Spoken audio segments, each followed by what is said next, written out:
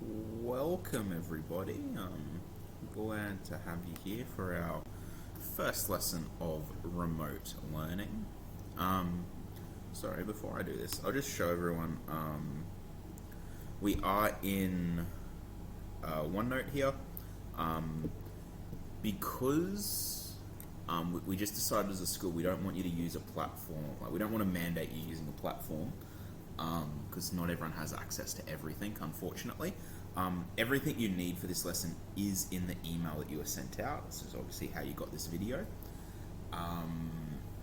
In addition to that, however, if you can access the OneNote and do your work in OneNote, it just means that your teachers can see what you've done, which then makes it very easy for us to give you feedback rather than trying to email back and forth if you don't understand something.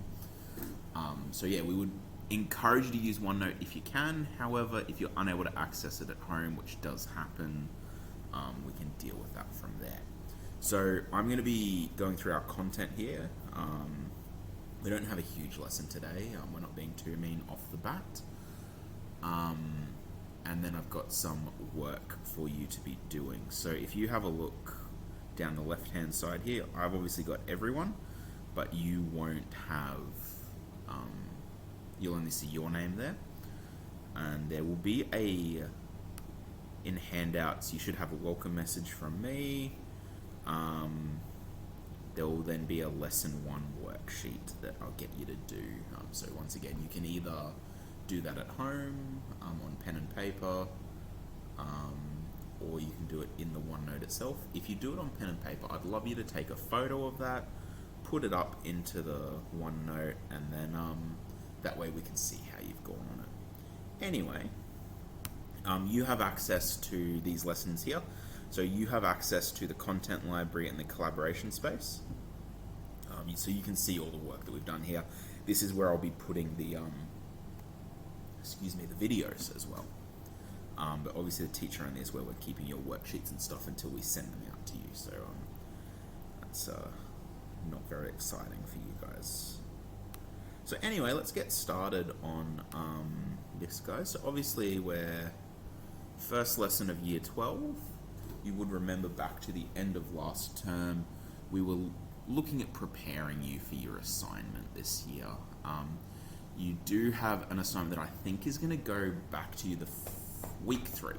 So the first week you're back at school, assuming you guys come back to school after those first 2 weeks off, where I'm recording this on, I think it's the 20th or the 19th or something today. Whoa, the 20th. So there may be some changes to that before too long.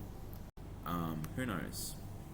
Anyway, what we're going to be doing today essentially is just doing a quick recap of the stuff we were learning last term. I know it's been a long holiday, as I barely remember everything, so no doubt you guys have forgotten a lot.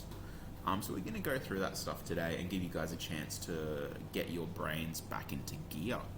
So your intention is to be able to discuss and calculate regression analysis using bivariate data, and you should be able to recall definitions relating to regression analysis, calculate necessary values to conduct a regression analysis, and determine the equation of a linear line of best fit.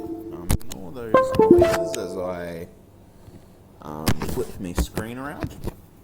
So, last year we studied bivariate data. So the main difference with bivariate data to previous years in maths is that you're looking at 2 sets of data at once. So you might look at someone's age compared to their height. You might look at someone's resting heart rate compared to their time taken to run 100 meters. I don't know. Anything, 2 sets of data that might be linked. And then what we did is regression, and that's really annoying, isn't it? Regression analysis. So that's where we take, I'm just going to see if I can stop that from doing that noise.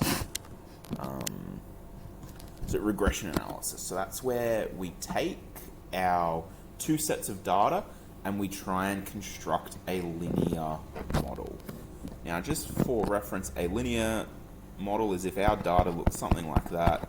We might say, well, that fits the line of best fit that looks like that, and it has a rule: y equals ax plus b. So that's a plus.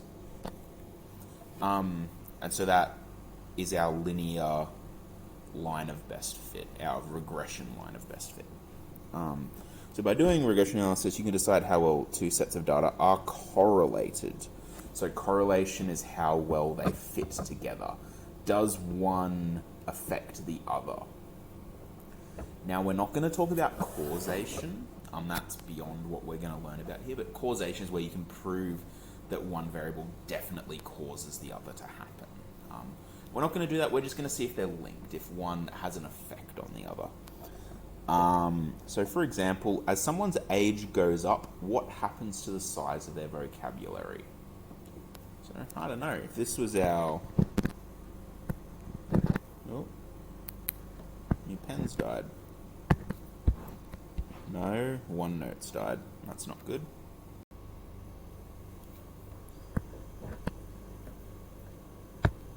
There we go. If we have someone's age and we have their vocab, as one goes up, would you expect the other to go up? Or as one goes up, would you expect the other to go down? In that case, I would expect that as one goes up, the other would go up. I don't think it would necessarily be linear though. I don't think, you learn like 100 words a year for your whole life. I reckon when you first learn to talk, you go really quickly. You learn lots and lots of words, and then as you get older, you learn less new words the older you get. I reckon it might look like that. So that wouldn't be one that we'd use linear regression analysis for. But anyway, using that regression analysis, we can find mathematically how well linked those two variables in our bivariate data set are. And we can create a model to predict further information. And when we say create a model, we generally mean y equals ax plus b. So a linear line. What we're going to do quickly, guys, is just go through a lot of the terms that I'm going to be throwing out there that we would have learnt about last year. So that's just in these ones here. So bivariate data is two sets of data that are linked, e.g. age and height, hours of sleep and reaction time, and the correlation, so the link between the two data sets can be positive or negative, and it can be strong, moderate, or weak. So you'd remember from last year, we looked at stuff like, okay, if this is our data set, if that's our data set there, we would say that's probably a moderate negative association. Because if you draw a line of best fit through it, they're not close to it, but they're all in a fairly decent, radius of it. If we looked at this one, you might say that was a strong positive. A weak positive might look like. So you can see that as one goes up, the other goes up, but it's, they're quite far away from the line. Okay, interpolating. So when we interpolate, and this is something I stressed with my class particularly, it's when you're finding values within the original data set. So I'm just going to draw another little graph here. If my original data set was this, we'll make it a strong positive, say. And we draw it, oh, that was a horrible line of best fit, let me go again. We draw our line of best fit and it's like that. If we look at if we use that then line of best fit to predict a value or to figure out what a value would be, between there and there, can you see that this is between our original data points? So if we were using our line of best fit to talk about what happens along that stretch, we call that interpolating, so within the data set that we had. If we go outside of it though, that's our next word, extrapolate. Extrapolate would be outside the original data set. Generally speaking, we say that extrapolating is less reliable than interpolating. There's a lot of reasons for that we'll probably talk about more in detail later. To use a more concrete example, if you had people's weights and their ages went from 15 to 60, finding the weight of a 24-year-old would be interpolating because it's between those two values. Finding the weight of a 10-year-old or a 62-year-old would be extrapolating because it's outside of our original data values. Okay, so that's some background. Let's get into the nitty-gritty for a moment. So we have a bunch of different mathematical terms that we actually have formulas for. So our first one we're going to talk about is the mean, and what a mean is the mathematical average. So add all the numbers together, divide by how many numbers there are. Now, something worth mentioning is in your formula sheets, and in maths in general, what you'll find is that mathematicians are kind of lazy. So we come up with all these shorthand explanations for things. So in maths, if you draw a little line above a variable, so x with a bar on top, we say that's x bar, that's shorthand for the mean. So the average x value is the way you would read that, or x bar means the average x value. The same way this one means the average y value.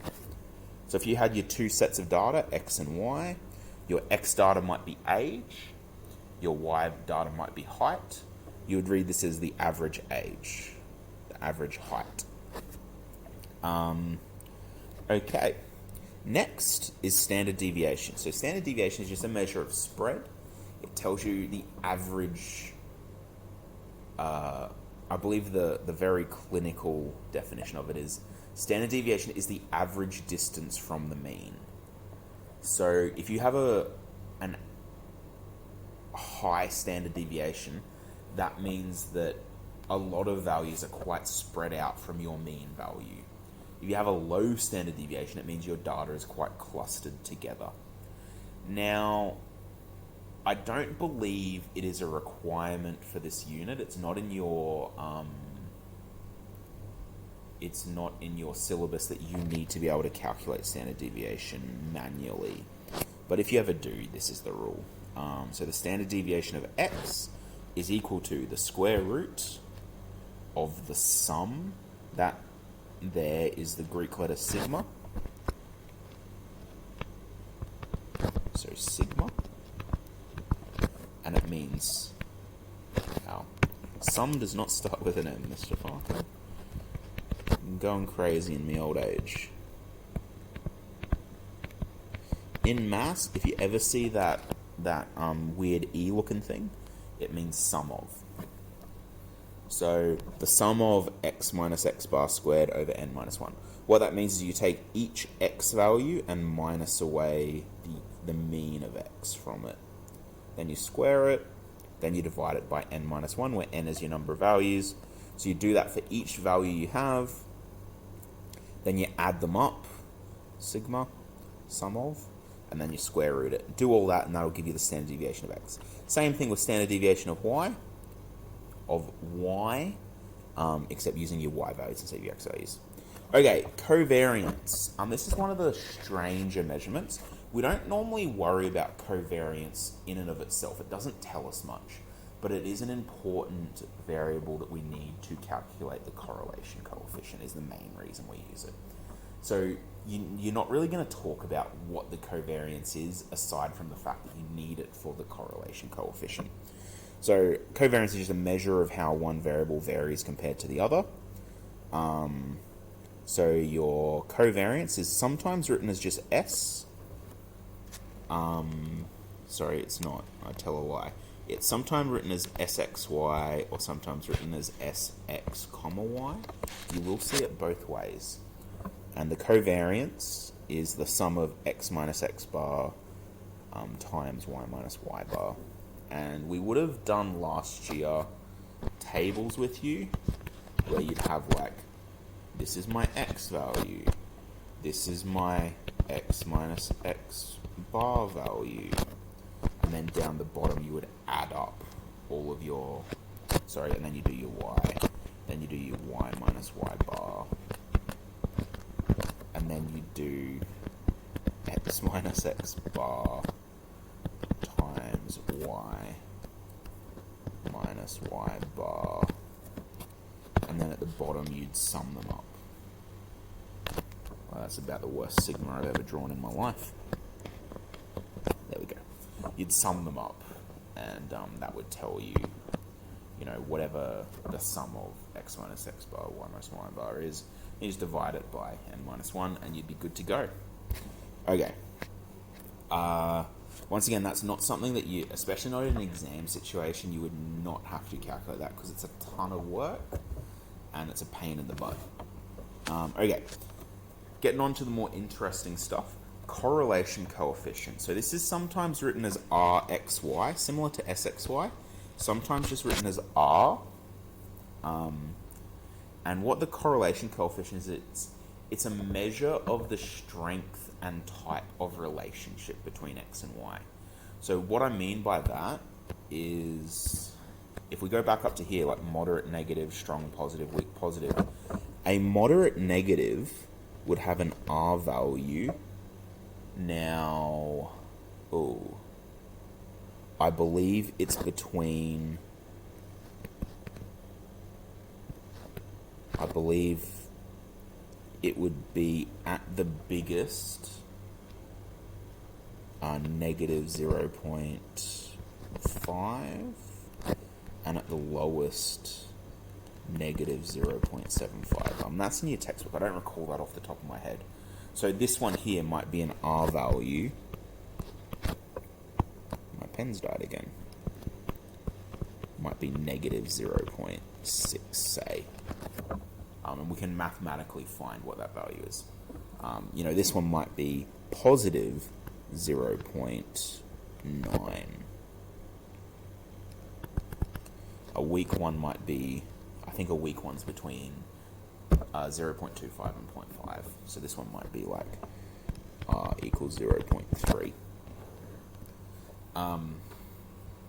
So you have in your textbook a little table that tells you what type of, and you probably have it in your workbooks actually, what type of correlation, strong positive, strong moderate, moderate positive, weak negative, moderate negative, strong negative, each one is.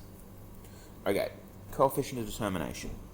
So the coefficient of determination, now let me take a breath because this is a bit wordy, is how much of the variance in y is explained by the variance of x, and that's as a percentage. So your coefficient of determination will always be between 0 and 1. Now, if you have, let's say 0.8, which is 80%. Now, let's use that example of someone's age and their height. If you found the coefficient of determination was 80%, what that means is 80% of the variation in someone's height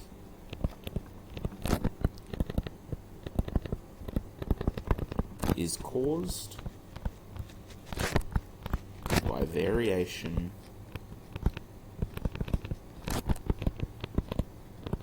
in their age. 20% is caused by other things.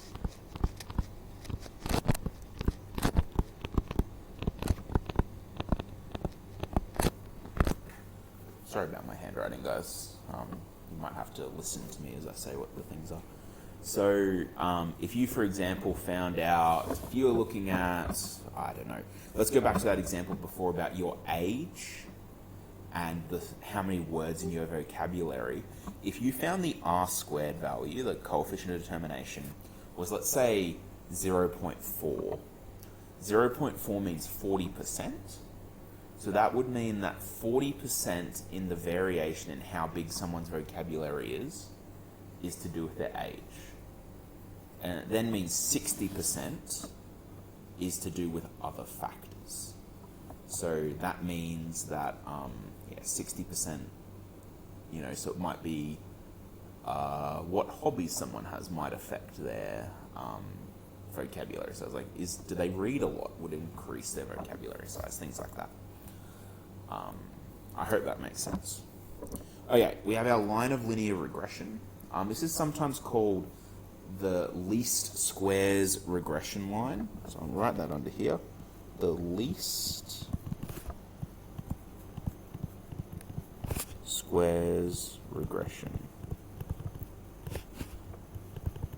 line.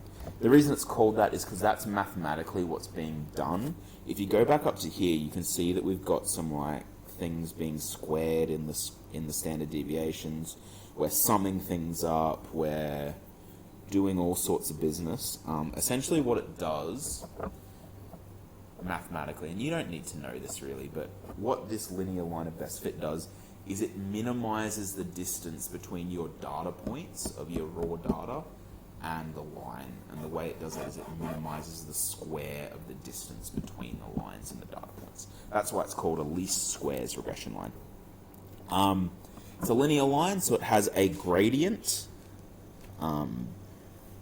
Sorry, I've been writing as ax plus b up there, haven't I? That's embarrassing. You do see it written both ways. As long as you're clear, it should be all right. So this is your gradient. This is your y-intercept, which we'll talk about below, and that creates a line that you can then interpolate and extrapolate from. Your y-intercept is the a value, so over here, so this is your y-int, this is your gradient. So the y-intercept is, it predicts where your line of best fit will cross the y-axis.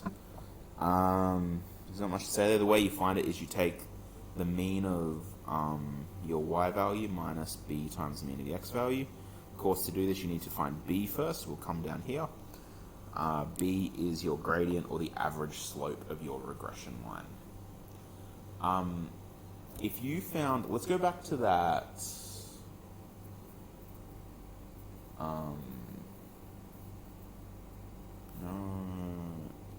Yeah, we'll leave that. Never mind.